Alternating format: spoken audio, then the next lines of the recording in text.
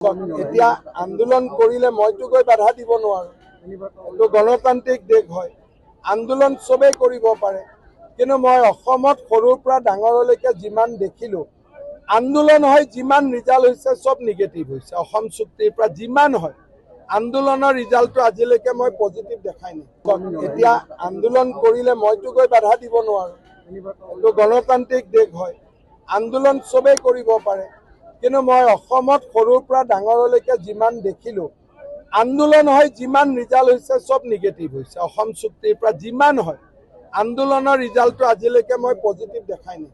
এতিয়া আন্দোলন কৰিলে মইতো গৈ বাধা দিব নোৱাৰো।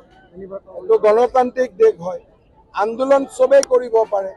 কিন্তু মই অসমত সৰুৰ পৰা ডাঙৰলৈকে যিমান দেখিলোঁ, আন্দোলন হয় যিমান ৰিজাল্ট হৈছে চব নিগেটিভ হৈছে। অসম চুক্তিৰ পৰা যিমান হয় আন্দোলনৰ ৰিজাল্টটো আজিলৈকে মই পজিটিভ দেখাই নাই। এতিয়া আন্দোলন কৰিলে মইতো গৈ বাধা দিব নোৱাৰো। এইটো গণতান্ত্ৰিক দেশ হয়, আন্দোলন চবেই কৰিব পাৰে।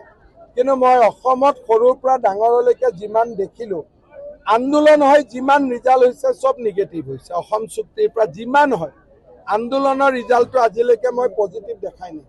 এতিয়া আন্দোলন কৰিলে মইতো গৈ বাধা দিব নোৱাৰো। এইটো গণতান্ত্ৰিক দেশ হয়, আন্দোলন চবেই কৰিব পাৰে। কিন্তু মই অসমত সৰুৰ পৰা ডাঙৰলৈকে যিমান দেখিলোঁ, আন্দোলন হয় যিমান ৰিজাল্ট হৈছে চব নিগেটিভ হৈছে। অসম চুক্তিৰ পৰা যিমান হয় আন্দোলনৰ ৰিজাল্টটো আজিলৈকে মই পজিটিভ দেখাই নাই। এতিয়া আন্দোলন কৰিলে মইতো গৈ বাধা দিব নোৱাৰো। এইটো গণতান্ত্ৰিক দেশ হয়, আন্দোলন চবেই কৰিব পাৰে। কিন্তু মই অসমত সৰুৰ পৰা ডাঙৰলৈকে যিমান দেখিলোঁ, আন্দোলন হয় যিমান ৰিজাল্ট হৈছে চব নিগেটিভ হৈছে। অসম চুক্তিৰ পৰা যিমান হয় আন্দোলনৰ ৰিজাল্টটো আজিলৈকে মই পজিটিভ দেখাই নাই। এতিয়া আন্দোলন কৰিলে মইতো গৈ বাধা দিব নোৱাৰো। এইটো গণতান্ত্ৰিক দেশ হয়, আন্দোলন চবেই কৰিব পাৰে।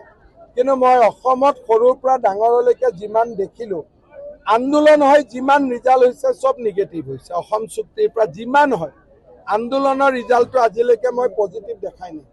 এতিয়া আন্দোলন কৰিলে মইতো গৈ বাধা দিব নোৱাৰো। এইটো গণতান্ত্ৰিক দেশ হয়, আন্দোলন চবেই কৰিব পাৰে।